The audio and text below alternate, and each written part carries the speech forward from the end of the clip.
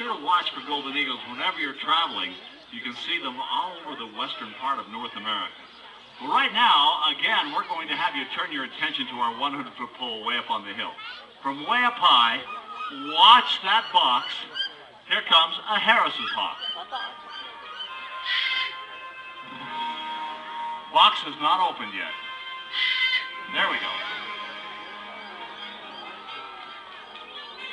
The hawk will fold up its wings to lose altitude going into a dive.